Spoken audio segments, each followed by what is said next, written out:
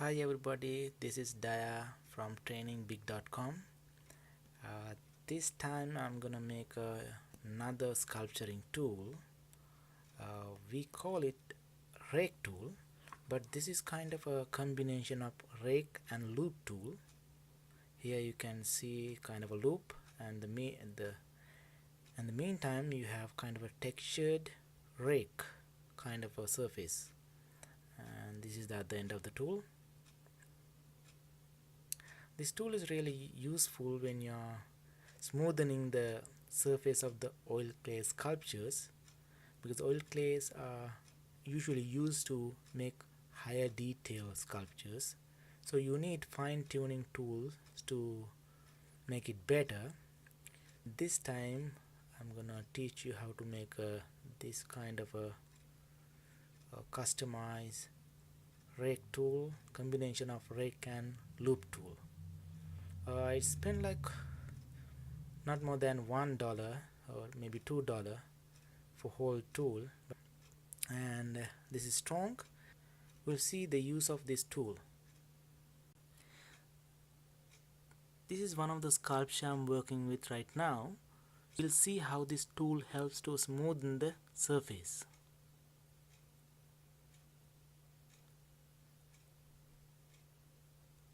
This works as a rake tool to avoid the unnecessary clay, but it does it very minor scale. For example, if you're making this kind of wrinkles, you can use this tool to smoothen.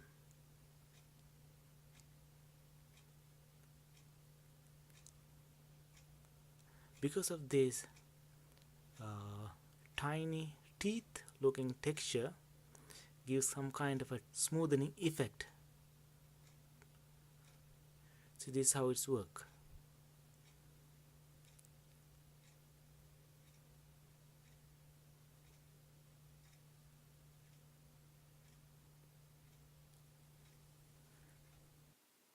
We need very few tools and things to make this tool.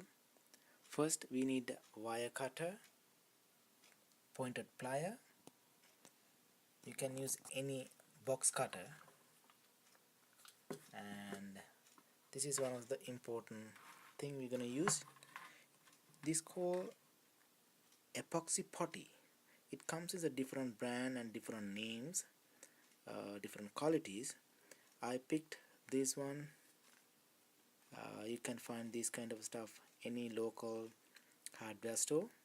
We can use few slices from this, and this is the other important things we're gonna use. This is a guitar wire. You can see the end of the wire, some kind of a nut which used to fix to the guitar. The beauty of this wire is it has kind of a rough texture. If you touch it, you can feel it. We're gonna use this rough texture to smoothen the surface of the sculpture. The guitar wires comes in different gauges, different thicknesses. The maximum gauge has good texture and roughness, so I picked the maximum gauge one. And as a handle of the tool, I'm gonna use old-fashioned antenna. You can use any tube. You can use copper tube. I managed to find this kind of a old-fashioned antenna, and I'm gonna use this skinny part of this antenna, the top, around here to here. The length is all up to you. You can measure based on your hand. So I'm gonna use around here to here. I'm gonna cut around here. So this length is good enough for me. Okay, and another tool is iron blade. You can use any blade. We're gonna use this blade to cut this tube. We'll start the process. As a first step, I'm gonna cut the tube. You can pick any length you want, that's all up to you. based on your hand size. And first I have to get rid of this edge, this end, because this is not we don't use this part anymore. So I'm gonna cut this, and around here I'm gonna take out the end.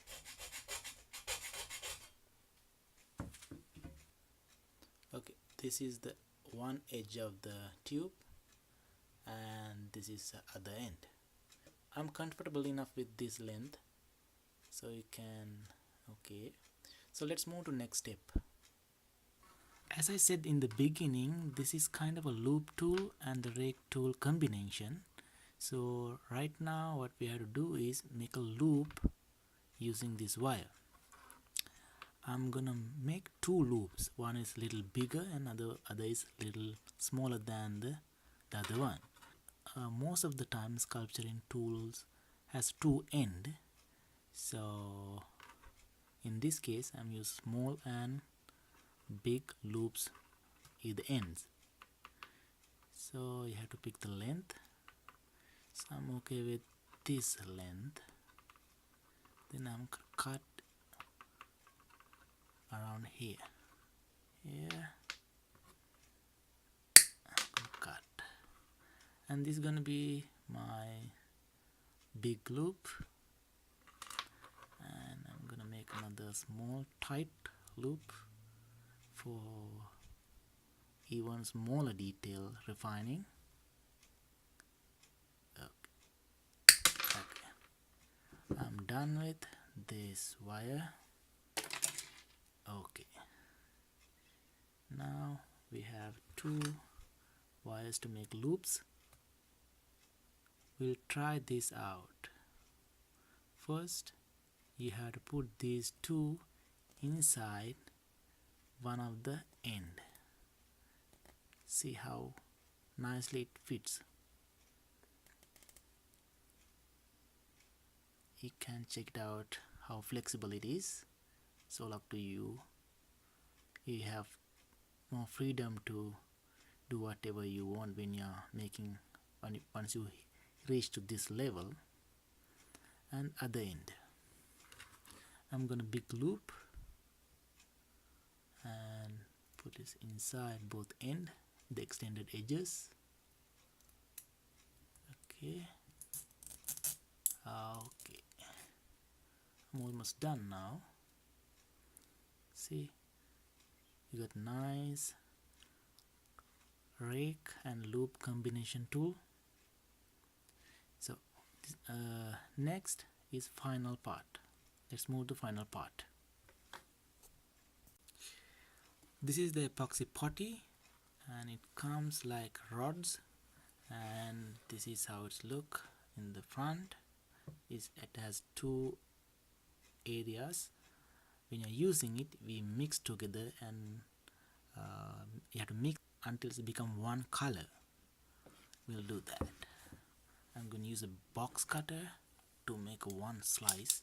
I hope one slice will be good enough for our purpose. Where is more slice?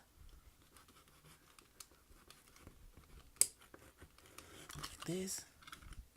So this is how it looks. So I'm gonna take off the polythene around it like this.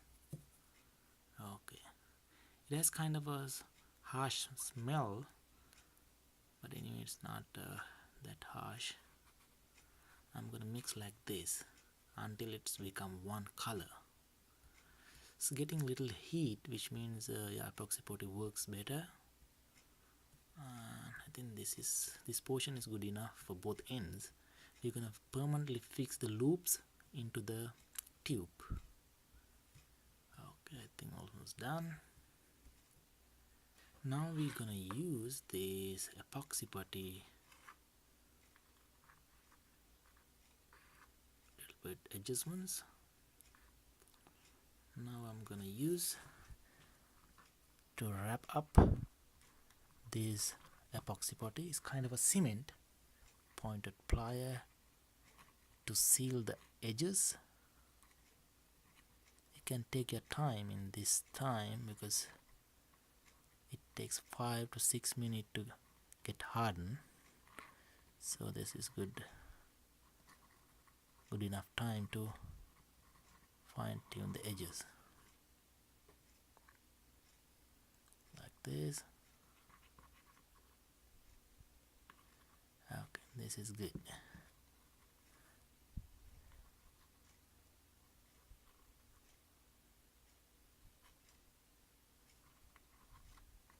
Okay, the other edge. Again, I'm gonna wrap this epoxy putty around the tool.